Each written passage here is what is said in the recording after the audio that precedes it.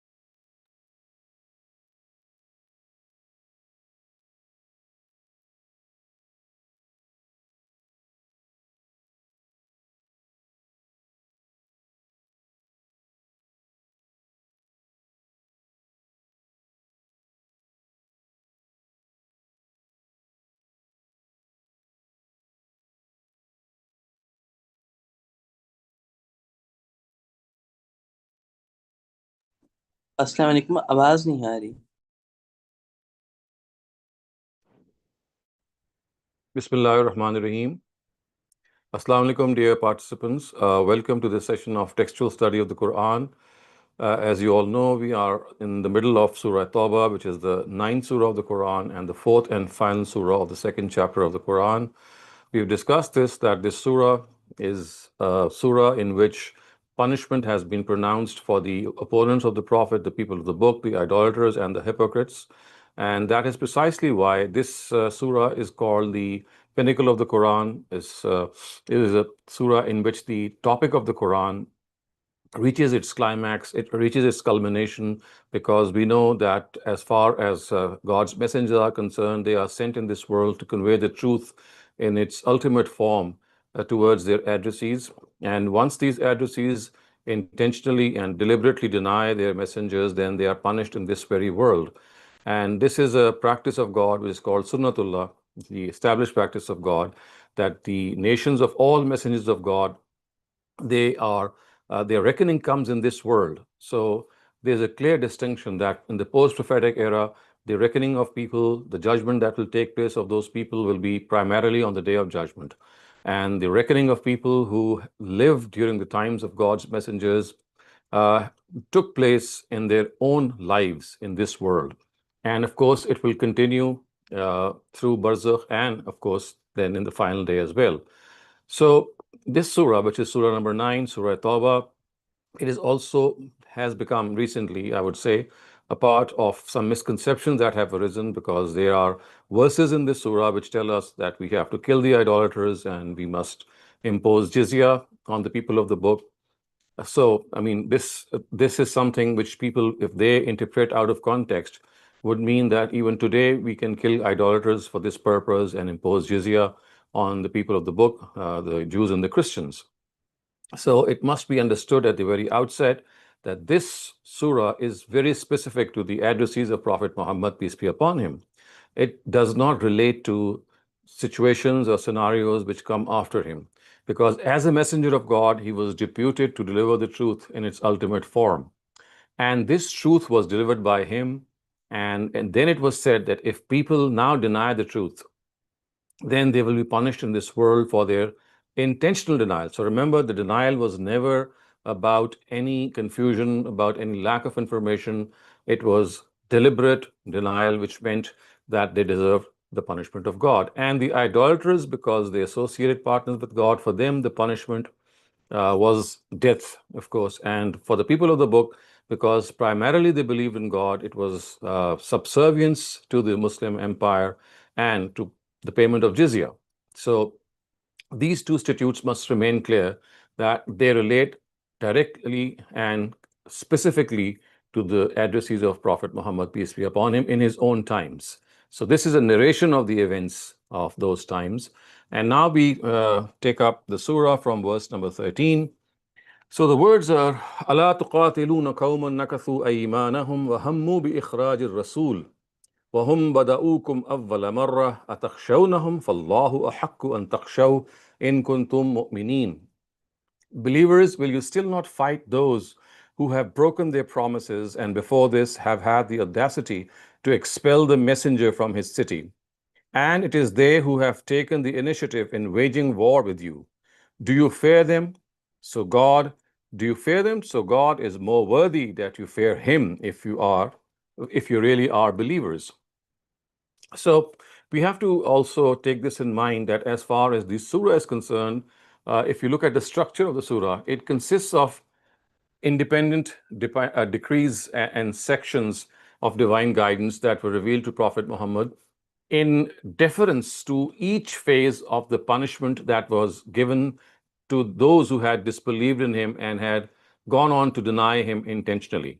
So these sections and decrees have been collected in this surah in sections in accordance with the sequence of these phases. So the first of these phases have ended on verse 12, which we discussed in our last session. From here begins the second one. So this is the second section, and the decrees which relate to this section are compiled here. Its very first verse makes it evident that this decree was revealed after some time.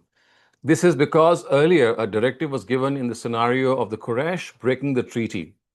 And this verse shows that the Quraysh had actually done so. So the previous verses show that it was like telling the believers that if they break the treaty, then what you need to do.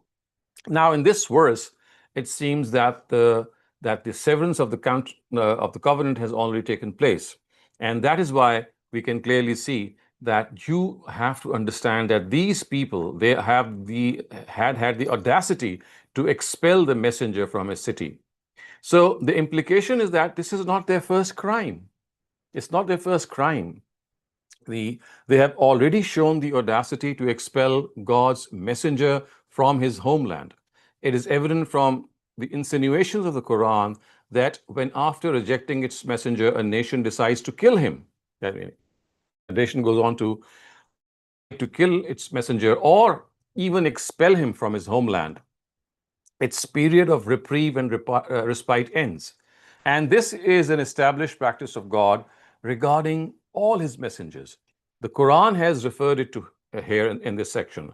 And this is a further testimony to the fact that these verses are about the Quraysh and do not relate to any other tribe. So that is something that we have to understand. تَخْشَوْنَهُمْ فَاللَّهُ أَحَقُّ أَن تَخْشَوْهُ. The Quran says that, do you fear them? More worthy of fearing him. I mean, you have to fear God and not these people.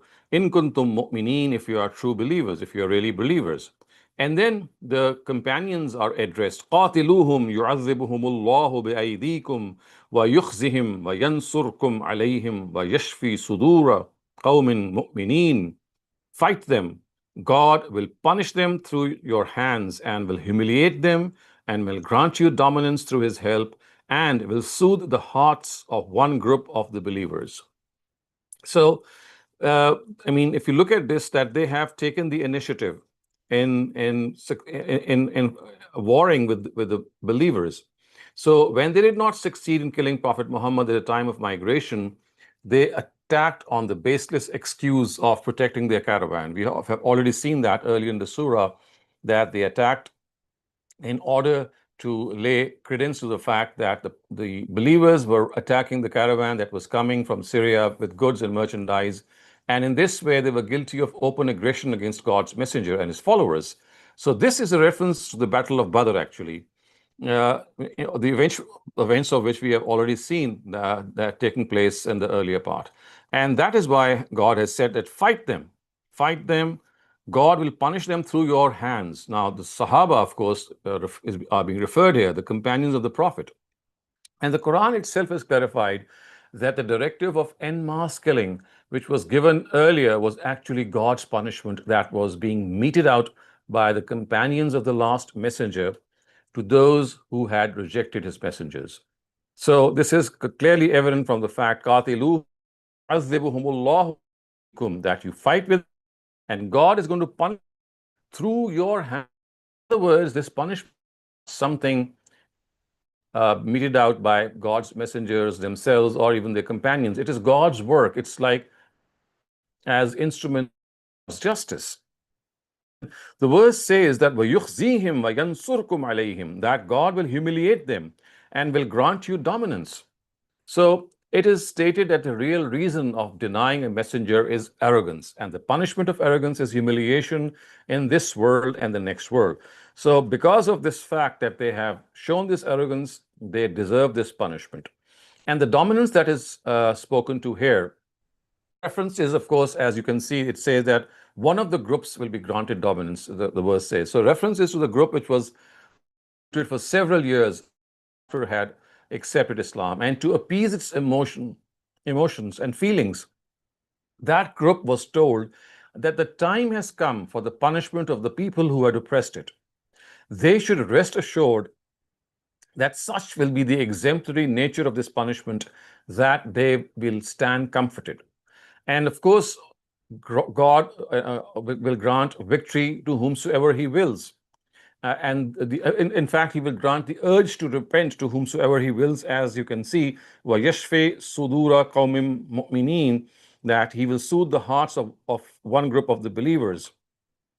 And then it is said, وَيُذْهِبْ غَيْظَ قُلُوبِهِمْ وَيَتُوبُ اللَّهُ عَلَى مَنْ يَشَاءُ وَاللَّهُ عَلِيمٌ حَكِيمٌ, which means through this and eliminate the sorrow and anger of their hearts, and from these disbelievers also grant whomsoever he wills the urge to repent. God is all-knowing, wise. So clearly, this is something God wanted to appease. He wanted to appease the emotions of being expelled from the land. وَيُذْهِبْ غَيْظَ قُلُوبِهِمْ, that they wanted to appease and eliminate the sorrow and anger of their hearts. وَيَتُوبُ اللَّهُ عَلَى مَنْ يَشَاءُ, and he wanted to show mercy on those on whomsoever he wanted, and God is all-knowing and wise. So remember, viewers, that one group of Muslims wished that instead of facing God's punishment, their relatives also accept faith. So they did not want to break ties with them. Now they are given these glad tidings here that their wish shall be fulfilled to a certain extent, and God will grant whomsoever he wants the urge and the will to repent and reform. So we must view this whole situation in by placing it in our own psyche, in human psyche. So you see, these people wanted their relatives who lived in Mecca to accept faith, and they were not ready to give up their ties with them. And they are being told, in fact, these glad tidings are being given to them that it may well be that their wish is granted. And that will be granted to a certain extent because God will give the urge to maybe some of their relatives to repent and reform. And Wallahu Alimun Hakim, God is all-knowing and wise. Am hasibtum an tutraku walamma ya'lamillahu allazina jahadu minkum walam yattakhizu min dunillahi wala rasuli walal mu'minina walija wallahu khabirum bima ta'malun. Do you think that you will be left like this, even though God has still not known as yet those among you who waged jihad and did not befriend anyone except God, his messenger, and his followers? Remember that whatever you are doing is fully in the knowledge of God. So the fact is that he did not befriend anyone except God. So what is being said is that you will be left like this, even though God is still not known as yet those who have waged jihad and did not befriend anyone except God. So it's like saying that how can Muslims have not been fully understand that they have not been fully cleansed, and those among them who are true warriors and who do not care about any relationship except that with God and his messenger and their followers have not been completely separated. So that's not going to work as far as God's scheme is concerned. It is essential, according to his scheme, to set them apart as a group for the worldly retribution of God that is taking place now in the presence of the messenger. They must be separated because now they are intermingled like this. They must be set apart so that the trial and tribulation of God and the punishment of God solely visits the disbelievers. And the trial is being conducted for this very purpose. Otherwise, it was not at all difficult for God to send down punishment from the heavens, and those against whom the believers are being asked to wage war, they could be wiped out by him from the face of the earth. We know this is what happened to the previous nations of like the nations of Ad and Samud. It's not something which is difficult at all for God. ما كان للمشركين أن يعمروا مساجد الله شاهدين على أنفسهم بالكفر أولئك حبطت أعمالهم وفي النار هم خالدون. You regard them to be the custodians of the house of God. On this basis, have sympathy for them. In reality, these idolaters do not have the right to manage the mosques of God, even though they are witnesses to their disbelief. It is they all of whose deeds have gone waste and shall abide forever in hell. Now, this is one of the passages, or this is one of the verses that has tremendous eloquence, and this eloquence is the hallmark of the Quran. So the word actually that you can see is used as masajid, which is the plural of masjid, and it refers to mosques. But of course, we know that the mosque of God or the Baytullah is being discussed here because the Quraysh were basically the custodians of the house of God. So instead of using the mosque of God, the expression is mosques of God. And this is like generalizing the directive and also making it fully evident that the reason is that people who are involved in the filth of idolatry and polytheism, they don't deserve to look after the house of God, and they have to be replaced. And then the next thing which is mentioned more clearly is that these idolaters, of course, they are witness to their own disbelief. They are witness to their own disbelief. The words are shahidina ala anfusihim bil kufr. So the Quraysh themselves acknowledged and admitted their polytheism. It is called disbelief here. And this is because accepting multiple deities, including God, is tantamount to not accepting God at all. So remember, this is a very, very important distinction that has to be made. While the people of the book were also involved in very, very drastic and very specific forms of idolatry, I would say they were guilty of polytheism, but they never subscribed to polytheism. They would say that whatever they are saying, for example, Trinity is something that is in line with monotheism. So they were basically, they had deviated, but they still thought that they were monotheists. On the other hand, the idolaters or the nation of the Prophet, the Quraysh, the Bani Ismail or Ishmaelites, they admitted to polytheism. They subscribed to polytheism. And that is why it is said, Shahidina ala anfusihim bil kufr, that they bear witness to their own disbelief. Ulaika habitat a'maluhum wa fin narihum khalidun. It is they all of whose deeds have gone waste and shall abide forever in hell. So yes, this is what God has said, that He does not accept any act of virtue with polytheism. So these people who are polytheists, if they do acts of virtue, God says He's not going to accept them. And we have to understand that the only act of virtue that carries any weight with God is one that is done without without subscribing to polytheism. It is done by professing faith in monotheism. And in religious scriptures, a polytheist is compared to an adulteress. So just as the love and affection of such a woman for her husband is of no significance, similarly, none of the deeds of a person are of any significance if they are done while associating partners with God. إنما يعمر مساجد الله من آمن بالله واليوم الآخر وأقام الصلاة وآتى الزكاة ولم يخش إلا الله فعسى أولئك أن يكونوا من المهتدين. Only those people should manage God's mosques who believe in God and the last day, are diligent in their prayer, pay zakat, and do not fear anyone except God. So it is hoped that it is these people who shall succeed. So in other words, we have to understand that the Quran has outlined its own policy in this matter. It says that as far as people are concerned who should manage the house of God, who should oversee and look after the house of God, then they can only be those people who adhere to the prayer, who are diligent in the prayer, they pay zakat, and most importantly, وَلَمْ يَخْشَى إِلَّا اللَّهِ. They don't fear anyone except God. So these words actually refute polytheism through its real cause. The implication is that indeed the custodianship of the house of God has been given to the progeny of Abraham. However, it is essential for this that they have in them the attributes that are essential to fulfill the conditions of this responsibility. The most important of these conditions is that they must not associate partners with God and they must subscribe to monotheism. أولئك يكونوا من المهتدين. So it is hoped that it is these people who shall succeed. أجعلتم سقاية الحاج وإمارة المسجد الحرام كمن آمن بالله واليوم الآخر وجاهد في سبيل الله لا يستوون عند الله والله لا يهدي القوم الظالمين.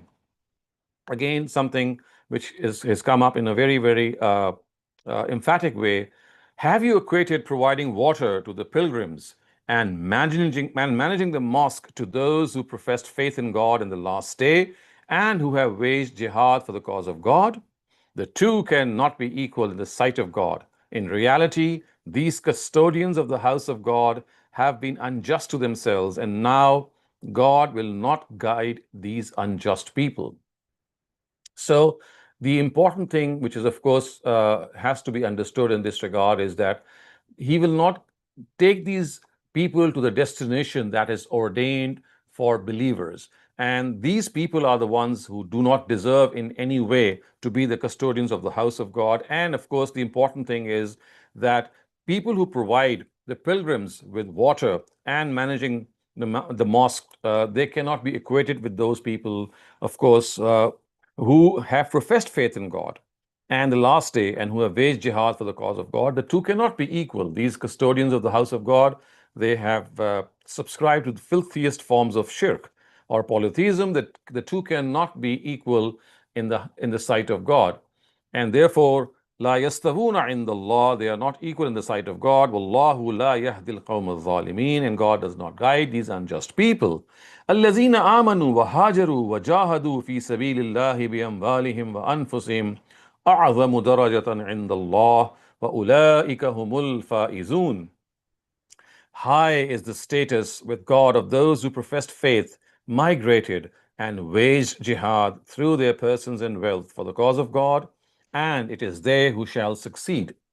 Again, the statement is not meant for comparison, actually. It is to express grandeur and majesty. And the implication is that these people have a very high status before God, and they are the ones that have to be reckoned in this case. وَأُولَٰئِكَ هُمُ الْفَائِزُونَ. So they are the ones who are going to succeed.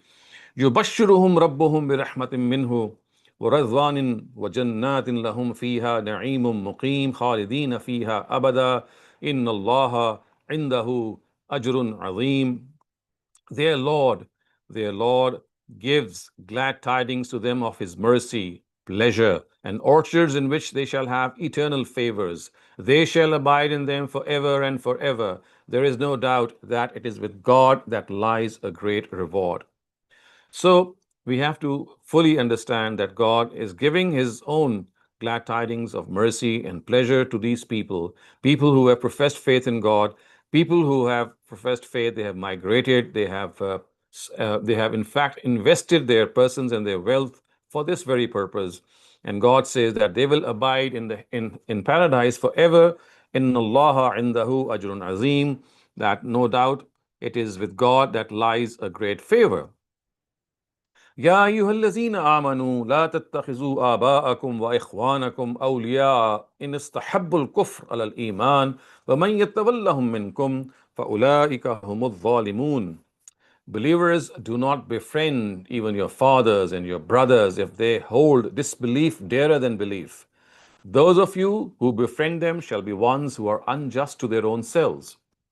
Now, viewers, we've just discussed that this surah basically is a collection of various sections in which various decrees have been combined and they have been collected. So if you look at the structure of the surah from here in verse 23, you'll see that the third section of the surah has begun. And it is evident from its contents that it was revealed sometime before Hajj in 9th Hijrah, in which acquittal was sounded with all the people of Arabia, because this is what the context is. And it will become evident as we go through. So basically, we have to understand that believers have been asked that they must not befriend their fathers and their brothers or their relatives, of course, referring to that era, who had not migrated, who had not shown their own willingness to subscribe to faith, so they don't deserve it in any way to be befriended. And then we have that very important part of guidance that is provided at the very onset. It says, قُلْ إِنْ كَانَ آبَاؤُكُمْ وَأَبْنَاؤُكُمْ وَإِخْوَانُكُمْ وَأَزْوَاجُكُمْ وَعَشِيرَتُكُمْ وَأَمْوَالٌ اقْتَرَفْتُمُوهَا وَتِجَارَةٌ تَخْشَوْنَ كَسَادَهَا وَمَسَاكِنُ تَرْضَوْنَهَا أَحَبَّ إِلَيْكُم مِّنَ اللَّهِ وَرَسُولِهِ وَسَبِيلِهِ فَتَرَبَّصُوا حَتَّى يَأْتِيَ اللَّهُ بِأَمْرِهِ وَاللَّهُ لَا يَهْدِي الْقَوْمَ الْفَاسِقِينَ. Tell them, O Prophet, if your fathers, your sons, your brothers, your wives, your family, the wealth you have earned, the trade whose loss you fear, and the homes you like, all these are dearer to you than God, His messenger, and jihad for His cause, then wait until God delivers His judgment, and keep this in mind, that God does not guide such people who break their promises. So deliberation shows that there is a subtle psychological sequence in the attractions which are mentioned in this verse. If you look at them, In kana aba'ukum wa abna'ukum, the way they are sequentially mentioned, your fathers, your sons, your brothers, your wives, your family. So fathers, sons, brothers, wife, and family are mentioned first. It is their love, viewers, it is their love and bias which become a source of trial and hindrance for people in the cause of the truth. And after that, once your blood relations, once after them, you have to move forward. And if you do anything which is not in line with righteousness, then this shows that it is wealth, trade, business, and assets. They become attractions primarily with respect to the relations mentioned above.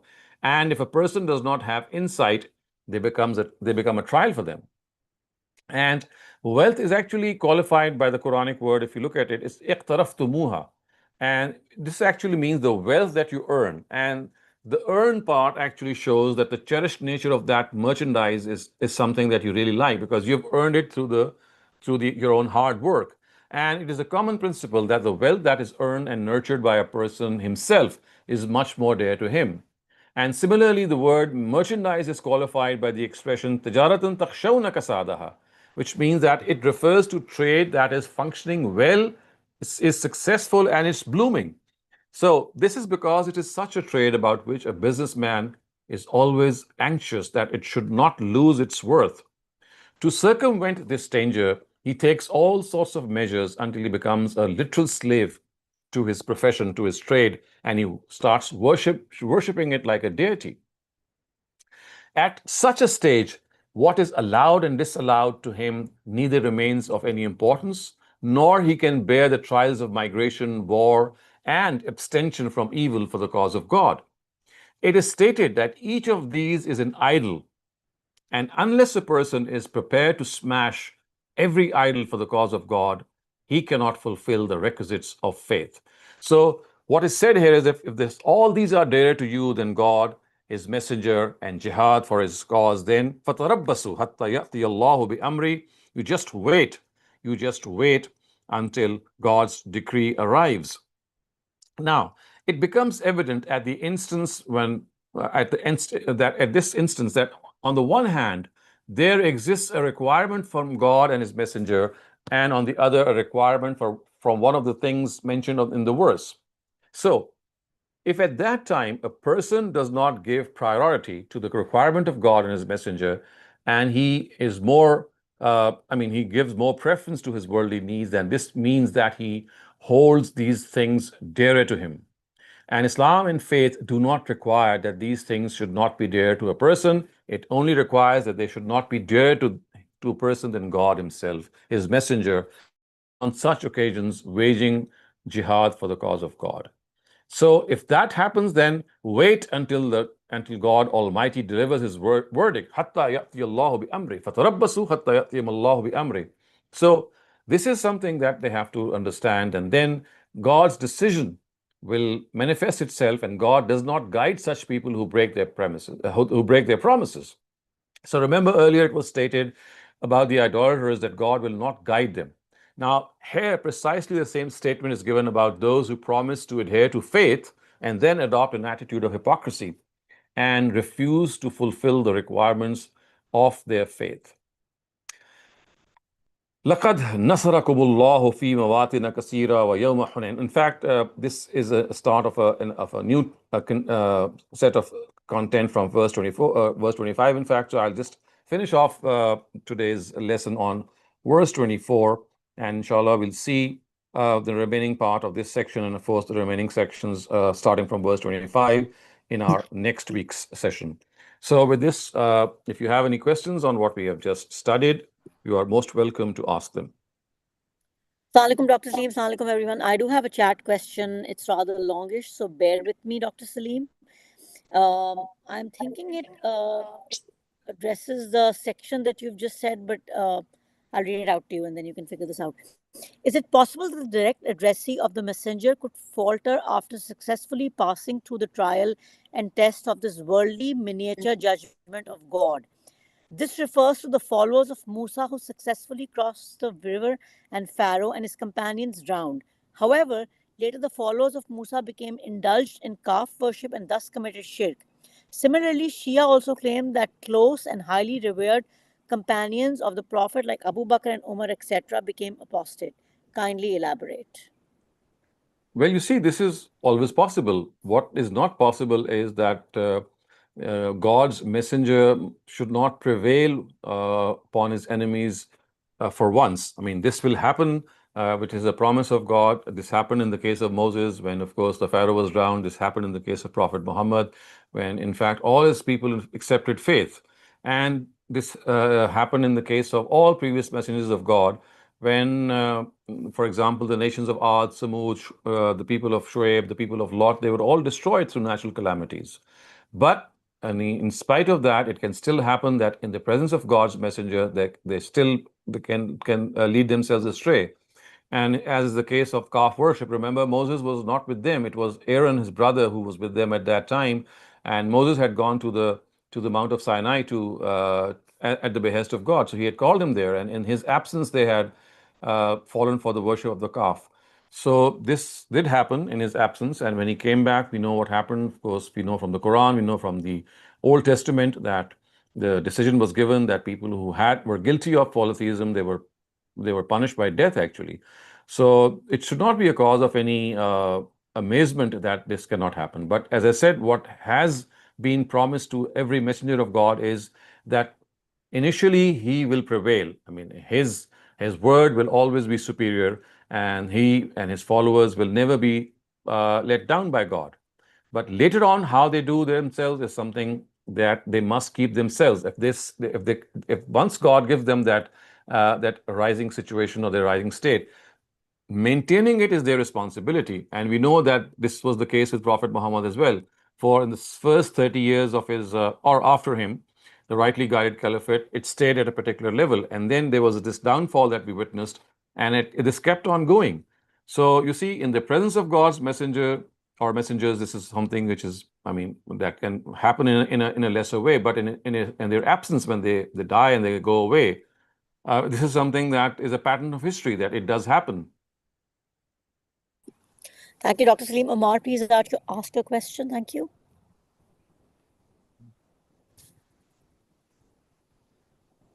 Amar, can you hear me? Ji, Assalamu alaikum, Dr. Sahab. Ji, Walaikum Assalamu salam. alaikum. Thank you, Bismillah. Dr. Sahab, I wanted to ask you, I might not have the exact translation to this verse that you do, but this is this ayat which is Billahi wal yawmil akhiri wa aqama salata wa ataz. So the last part of it, which says, at least in this translation, it is right to hope that they will be among the truly guided. This is about the guardians of the mosques.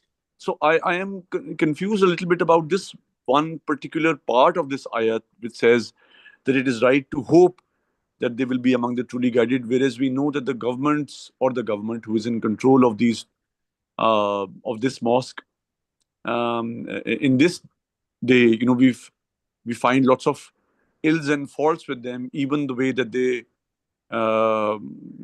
operate in the region and how they have funded the Islamic terrorism organizations, or funded suicide bombings, or they do not allow Muslims to, if they are not Arab citizens or Arabian citizens, Saudi Arabian citizens, Muslims are not allowed to become nationals, which is un-Islamic, at least according to maybe my understanding of the Quran. So we see them indulged in many un-Islamic activities, yet they are the guardians of the mosque. So how does this go with the present time? Thank you, sir. This verse is specifically relating to the times of Prophet of God. All right. So the background is that the custodians of the house of God were the Quraysh, who were polytheists. And because of the fact that they had left the original teachings of Prophet Abraham, they no longer deserved to be in this position. And they had to be dislodged, they had to be deposed. And then this is like a general statement given that instead of these people who have given up their prayer, who no longer subscribe to monotheism, they don't deserve. Only these people deserve. So you see, although they are not mentioned in words, so what is exactly being said is that only these Bani Ismail, or these people who are the followers of the Prophet, who diligently worship God, one God, who pays zakat, and of course, who do not accept any God except God. And walam yakhsha illallah, they only fear God. So all these three attributes are actually referring to the followers and the companions of the Prophet. It's not a generalized thing. All right, Thank you, sir. Dr. Thank you. Thank you. I do not have any raised hands, Dr. Saleem, nor any chat questions. We can continue with the idiomatic translation. Okay. Amar, do you have another question? I see a raised hand. Maybe not. Okay, go I on, do have Dr. another Saleem. question. Sorry, I You didn't do? know that there were no other Okay, go ahead. questions on the topic today. Okay. Go Can I ahead. ask another question? Yeah, go ahead. All right. Thank you. Thanks. So this there was one other part that I was confused about, which was that in this ayat, which is ayat 14, Allah Ta'ala is saying, so fight them and Allah will punish them at your hands, put them to shame, help you overcome them, and soothe the hearts of the believers. Or, Right. your translation says, one part of the believers or one group of the believers, their hearts will be soothed. So my question was that that these Muslims, their hearts would be soothed by the punishment that will be brought upon the disbelievers at the hands of the Muslims through the Correct. help of God. Is that what the Quran is saying? That some of the That's what Muslims it's. will actually be happy about this punishment? Yes, exactly. That is what is being said. Because remember, this is in context with to what has been said earlier, that these people were driven out of their homes. They were forced to give up their places of residence in Mecca. They had migrated all the way to Medina, and they were persecuted in Mecca. We know that twice they had to migrate to Taif, and in Taif, the first they were stoned and they were badly treated, and they passed through various punishments in Mecca. And ultimately, they had to migrate. So these are the people that have been talked about, in contrast to the Ansar, who were already living in Medina. So remember, the people who were already living in Medina, and their trial was not as tough as the Muhajirun, who had come all the way from Makkah in this situation. So remember, we are talking about human psyche. It's not no one is a saint here, and no one is supposed to be a saint. So there are people who were really, really angry at what they had gone through. Many of them were brutally killed. Many of their relatives had been brutally killed in Mecca. We know what happened to Ammar ibn Yasir. So Ammar ibn Yasir was, if you all know this, maybe I'll just recount his tale to you. That so the punishment that was given to him was that there were 4 camels tied to each of his 4 limbs. So one tied to his left arm, the other to his right arm, and one to his left leg, and the other to his right leg. So there were 4 camels tied to all of these 4 limbs, and then the camels were actually instigated to run in opposite directions, so that it just tore apart his torso. So this is just one punishment that I can relate to you. Otherwise, there were many other punishments in which people were brutally put to death. They were treated very badly. So these are the people about whom we are talking about, that when the Quraysh will receive this punishment from God, then the hearts of such people will be comforted that all their sacrifices and all their sufferings did not go in vain. Sir, if Thank you, I'm Dr. Saleem. not wrong, is it not correct that this punishment about dismemberment of the body through camels going into different directions was given to Hazrat Yasir and Hazrat Sumayya, who were the parents of Hazrat Ammar? Because Hazrat Ammar was actually fighting among the army of So Hazrat yes, I'm Ali sorry. against Hazrat It is Muawiyah. Yasir. Yes, Yasir. Yasir, his father, Ammar's All right, father. sir. All right, sir. Thank you for Thank you. correcting Thank you, me. sir. Yes. Thank you, sir. Thank you so much, Amar. Thank you, Dr. Saleem. And we can continue with the idiomatic translation. I have no more questions at this time. Okay.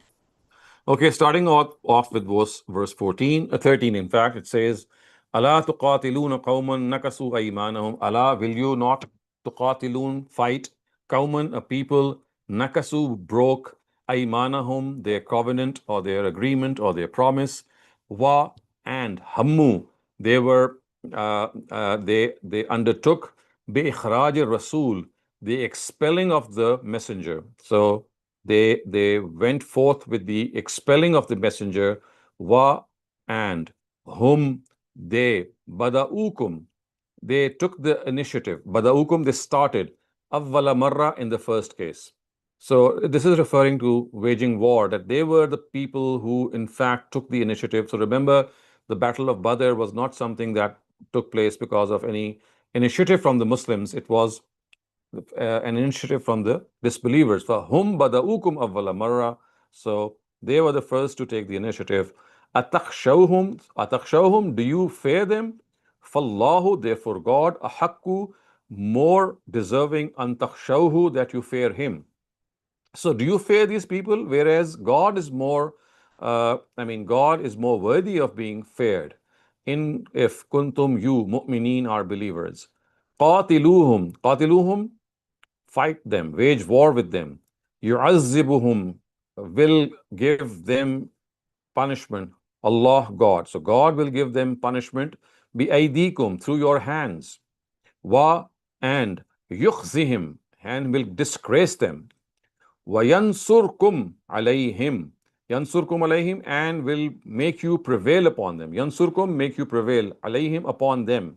Wa, and yashfi, give comfort. Sadura, to the hearts. Qawmin mu'mineen, of the believers. So in this way, he will give comfort to the hearts of the believers. Wa, and yuzhib ghaiza qulubihim, and take away, yuzhib, take, ghaiz, anger, qulubihim, of their hearts. And in this way, he will take away the anger of their hearts. Wa, and yatub Allah, Allah will accept their tawbah. Yatub Allah, in fact, Allah, sorry. Wa yatub Allahu ala man yasha. So yatuba would mean that he will show his mercy. Yatub Allahu, show his mercy, ala, on man yasha, whomsoever he wants. In fact, it will be that he will give them the urge to repent. So grant his mercy to them would actually mean, in this case, that he will give them the urge to repent. وَيَتُوبُ اللَّهُ عَلَى مَنْ يَشَاءُ وَاللَّهُ عَلِيمٌ حَكِيمٌ. Wa, and Allah, God, Alim, knowledgeable, Hakim, wise. So God is knowledgeable and wise. Will you, hasibtum, think, an, that, tutraku, you will be left alone. Wa, and lamma, as yet, not.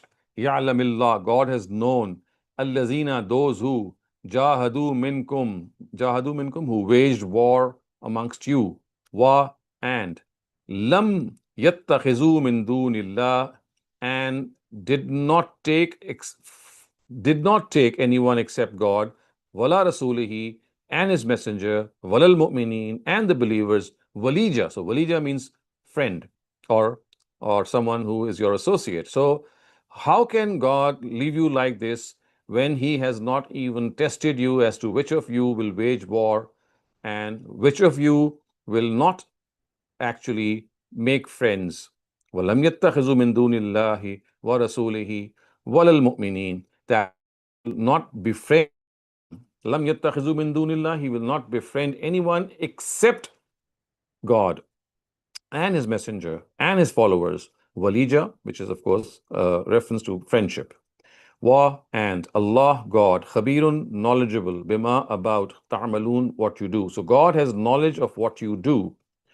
Ma kana, it is not, it is not befitting, lil mushrikeen, for the idolaters, an, that, ya'muru, that they manage, masajid Allah, the mosques of God, shahidina, while bearing evidence, ala anfusihim, upon themselves, bil kufr, of disbelief. So the mushrikun, it's not befitting for them to manage the mosques of God when they are bearing testimony against themselves about kufr, about disbelief. Ulaika, it is they, habitat a'maluhum, whose deeds, so habitat means to go waste, and a'mal is the plural of amal, so of course this would mean deeds, hum, theirs. So ulaika habitat a'maluhum would mean that indeed their deeds have gone waste. Wa, and fi, in, an-nar, in the fire, hum, they, khalidun, forever, and they will be in the fire forever. Innama, indeed, ya'muru, manage, masajid Allah, the mosques of God, man, who, amana, profess, billah, faith in God, wa, and al-yawm al-akhir, and the last day, wa, and aqama salah, who are diligent in their prayer, wa and ata zakah, who give zakat, wa and lam, who do not yakhsha, fear, illa, except Allah, God, which would mean that they are diligent in their prayer, they pay zakat, and they do not fear anyone except God. Lam yakhsha illallah. Fa'asa, so it is hoped, ulaika, that these, an yakunu, will be minal muhtadeen, rightly guided. So it is hoped that it is these people who will be rightly guided.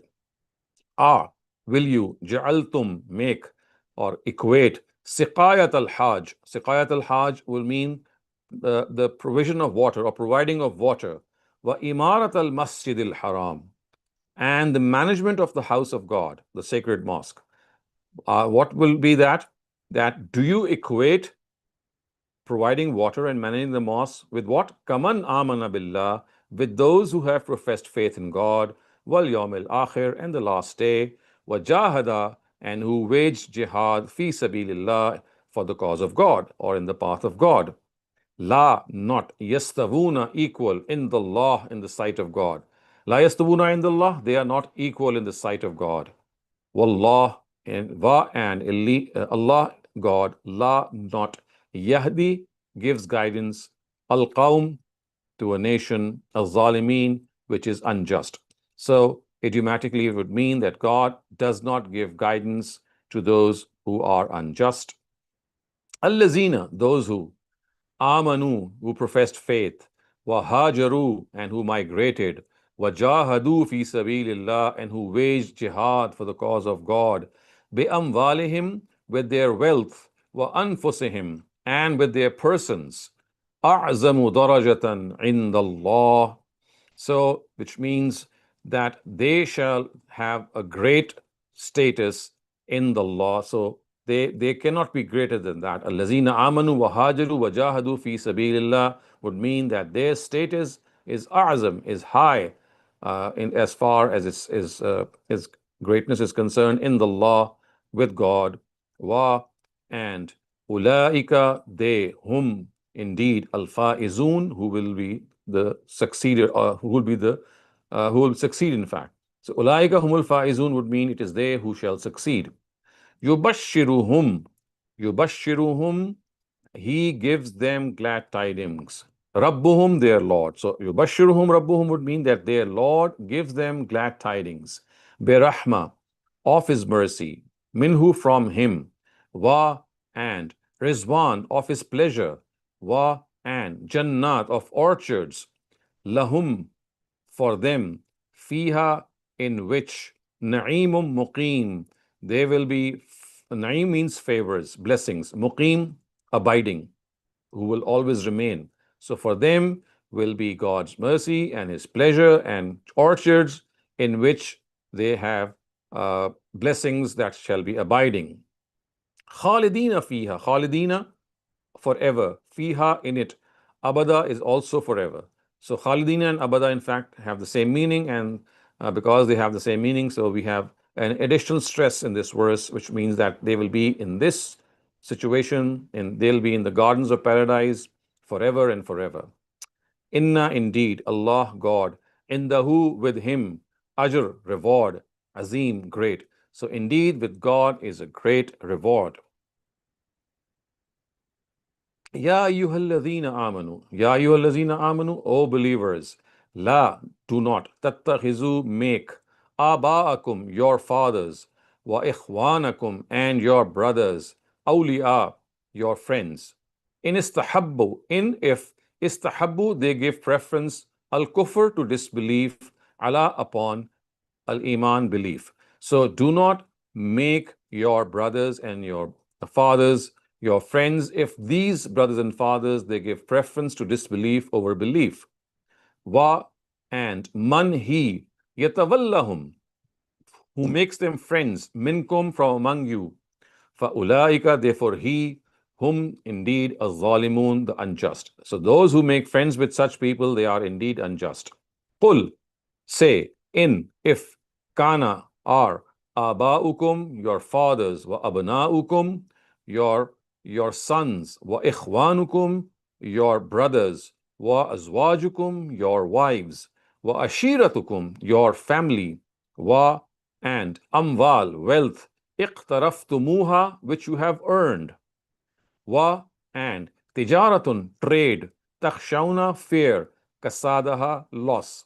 So if any trade that about which you fear loss, wa and masakin, places or homes, tardawnaha, about which you are happy, that you like, ahabba, if they are dearer to you, ilaykum to you, ahabba, dearer, ilaykum to you, minallah, than God, wa rasulihi, and his messenger, wa sabilihi, and of course, and his and jihadun fi sabili. So there is a missing word that's typed right in the at the bottom.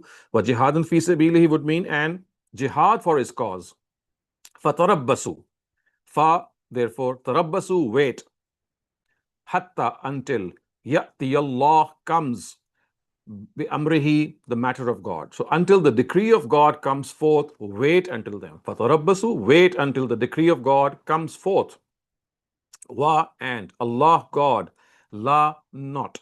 Yahdi, gives guidance. Al-Qawm, to a nation. Al-Fasiqeen, who are defiant. So God does not give guidance to those people who are defiant. So we come to an end to this literal and idiomatic translation as well with verse. Inshallah, from our next session, we'll be starting with verse 25 and onwards. And in the meantime, if you have any further questions, you can raise them. So, Dr. Saleem, I have a chat question. Do the verses 2021 relate to all the companions who migrated to Medina, and who are the addresses of verse 24?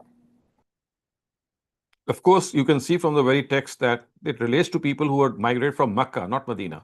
Al-lazina amanu wa hajaru wa jahadu. So they were the ones who actually professed faith.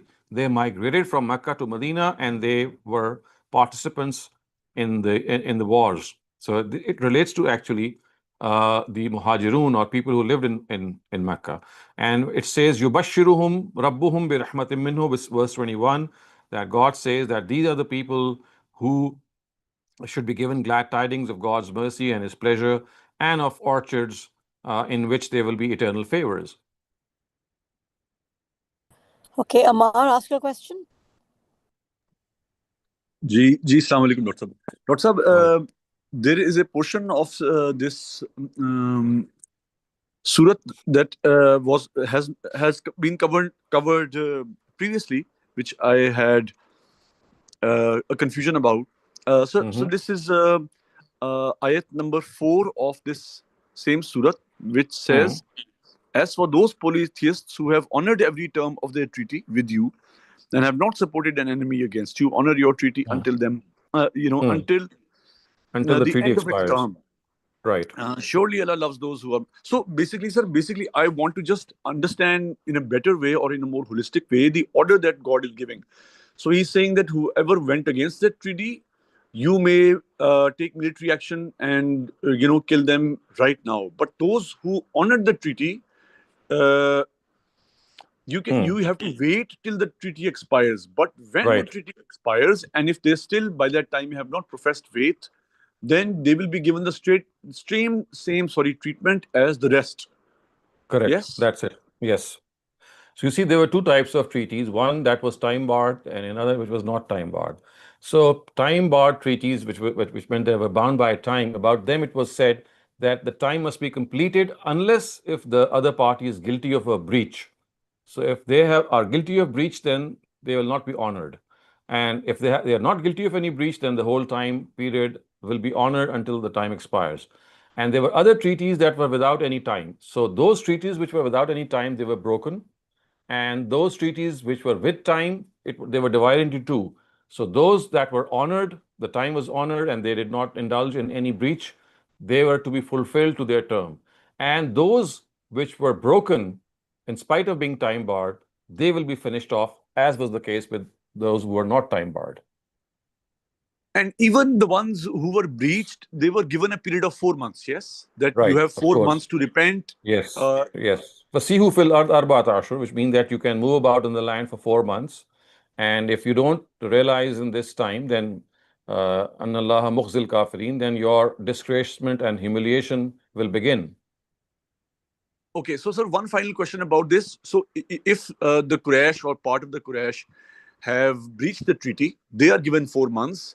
But if within those 4 months they become Muslims, then there is no punishment for the breach of the treaty. Yes? Yes. The breach of the All right. treaty is another thing. Remember, the breach of the treaty would mean that collectively, the security that you have at this moment will expire. I mean, it will no longer be there, and you'll be bracketed with people about whom God says you just break off their treaties one-sidedly, because there's no time. They're not bound by time. So do keep this in mind, that there are two types of treaties. One that was bound with time, which meant that, well, this covenant or this promise is for 5 years, for 5 months, for 4 months. So about Sir. such treaties, it was said that if they have not already been broken, you must continue until the time finishes. But if they have been broken, you can unilaterally break them as well, just finish them off. And there were other treaties which were without time. There was no time set in it. It just meant that there were certain understandings without any mention of time. So those treaties were nevertheless revoked at that time. So that is why it says, Bara'atu minallahi wa rasulihi ilal lazina ahadtum minal mushrikeen. So the very first verse says that these treaties will be revoked, and you will be given a further time of 4 months. Fasihu fil ardi arbata ashar. So those 4 months are is the time in which you'll still have the immunity, so to speak. And if that time expires, then of course further action will be taken. But no action will be taken if you become Muslim during that time. Yes? Of course, of course. All right, sir. Thank you. Thank you, sir. And even if they don't become Muslims, even if they don't become Muslims, in those 4 months, they will be given that time period. Sir, thank you. Naushad Shafqat sir, please ask your question. Thank you. Assalamu alaikum. Dr. Sahab, punishment was of two kinds. One, that they would be made subservient, pay jizya, and the other restrictions. And the other, that they would be put to death. Now, is the understanding correct that those who were disbelief polytheists and the hypocrites, they were given the punishment of death, while those who believed in the book, like the Jews and the Christians, they would be punished with secondary status. Is that correct, sir? Yes, by the imposition of jizya and by living in subservience. So we do know that this actually never arose in the case of the idolaters, because almost all of them accepted faith. So this is a potential punishment that was announced, but it never happened actually, except for 4 or 5 people at the end. This never happened. For those 4 or 5 people who were guilty of high treason and war crimes and other criminal activity, they were not spared. But as you know from the Quran, يَدْخُلُونَ فِي دِينِ اللَّهِ أَفْوَاجًا, a very, very large part of these people accepted faith and at the conquest of Mecca and even after that. Thank you, sir. Thank you. Dr. Saleem, I have a quick question. So is Surah Tawbah the climax because of the ultimatums? Because God has, I believe, used harsher language before and after as well. So is it because he now says there's no sparing you? Yes, Because it says that this is the final, it's the final reckoning that you're going to face. Previously, you were given time. Previously, there were certain treaties that had been made which had granted them immunity. But now there is this time in which the truth has been conveyed in its ultimate form, and they are guilty of a number of breaches. They are guilty of a deliberate denial as well. So now there is this announcement that you will not be spared anymore. So that is why this surah is called the climax of the Quran, because the very purpose of the advent of God's messenger, Prophet Muhammad, as the last messenger, was to decide the fate of his nation in this world. So as soon as that fate was decided, that was the end of it, because that would be the climax, that would be the ultimate fulfillment of the purpose for which he was sent. So then, before this, we see that there's a lot of invitation to the religion itself. Prophet Muhammad is inviting. Then happens Surah Tawbah, where the ultimatums are given. Now, how, if you can just maybe in a sentence, how will the theme change once we move forward from this? Does it become softer? It's not going to change. You see, I've already explained that this is the climax of the Quran. So the climax has reached in Surah number 9, but when we start Surah number 10, which is like chapter 3, we'll see that now the addressees have become the idolaters, and we see that how from the reverse side of the Quran, it's slowly going to build up once again, so that if you read the Quran from chapter number 7, 6, 5, 4, 3, which is of course in the reverse order, then you'll see Right. that the same climax is going to be reached from the other side. So we have reached the Quran from one side.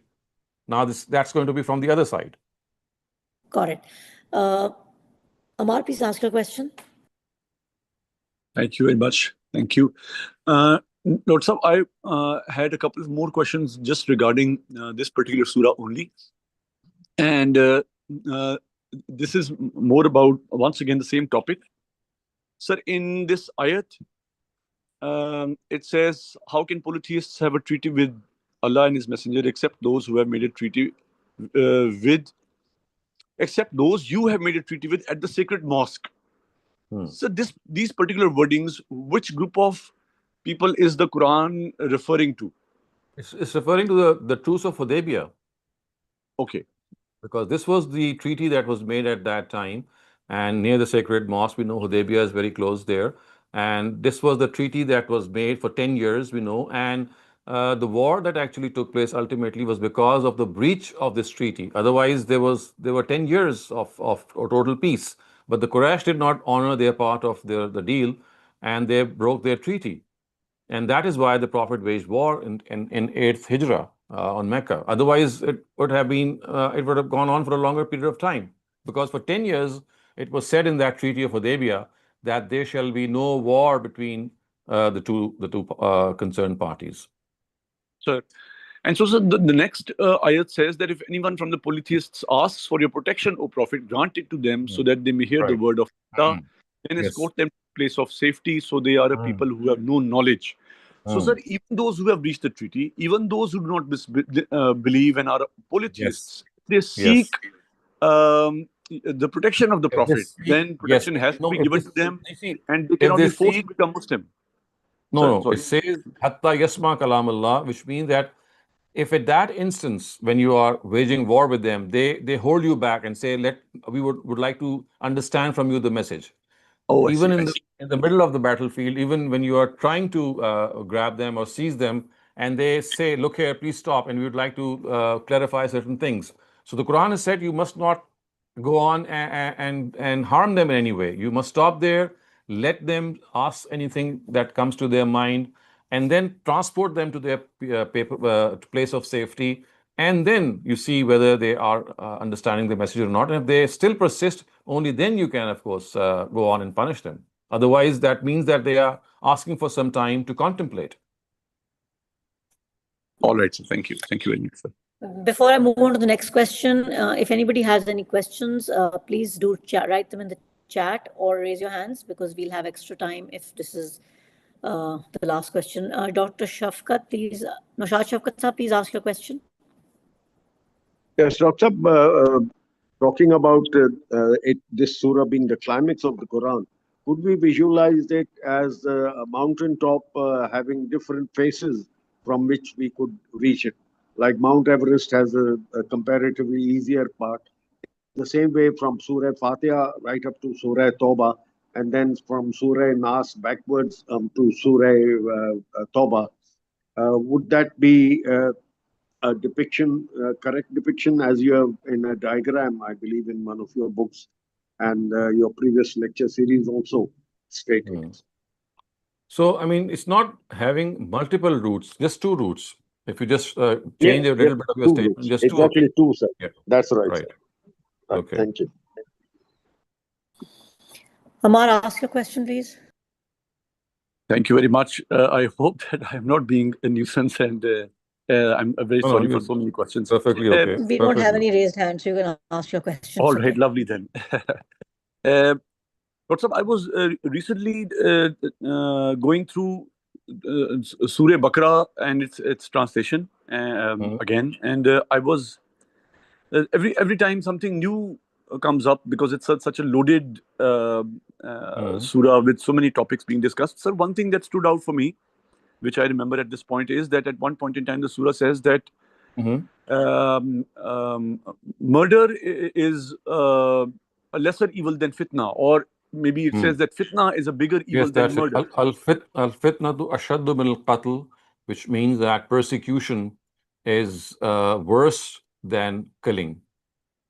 Is Yes, the worst thing. so I didn't understand, because this ayat specifically seemed very, very socially or politically loaded, and the word fitna is so up in the air. Different people call different things fitna. Sometimes a No. political You have party to or the understand fellows of a the word political party are fitna. The called word fitna. fitna Sorry. is used Yes. for persecution. It's not used for the fitna that we have in the Urdu language.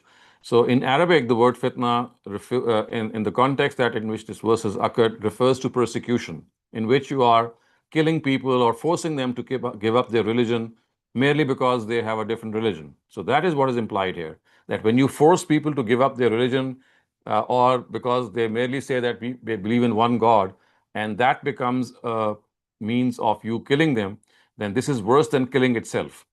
Al-fitnatu ashaddu min al-qatl. That persecution is far worse than killing someone. So, Dr. All right. Saleem, what Thank you. does this mean then? Remind me. Only people believing in one God? So that would be Christians and Jews, or multiple gods also? No. It means that people who are persecuting you, people who are undertaking this persecution, because this has a very special context, people who force you to give up your religion. And of course, it's referring, because the Quraysh, they did not want the worship of one God. They wanted polytheism to prevail. So they would persecute and they would punish. I mean, we just talked of the family of Yasir. We just talked of Bilal and other individuals who were persecuted or severely punished because they said that we will just believe in one God. So it is being said that people who force other people to give up their religion, this is worse crime than killing someone. Okay. So the same question, Dr. Saleem, who are the addresses of verse 24? Because Muhajirin among the companions have already been addressed in verse 20 and 21. Okay, just let me see. Which verse are you talking about? 24. Who are the addresses of verse 24? So this is Kul in kana abaukum. This is the general address. It encompasses both of them. It encompasses the opponents of the Prophet and people who are given to prefer the riches that they have collected or their worldly, you can say, allurements and attractions. All of them in one package. There's no distinction here. It's not the Okay, yeah. Go ahead. Okay, can the physiotherapy be taken from opposite gender for medical reasons? Well, it all depends on your own situation. At times, yes, this could be the case, because if you think that there is no other option available, and if the situation, the way it is done, I mean, it's you're on your own self that maybe if the lady is an older lady or the person who's giving that physiotherapy is not a very young person. I mean, it all depends who is giving whom. So I would not recommend it. I mean, it's not recommended unless there is, of course, no option between young individuals, because this could always be something that can cause a trial.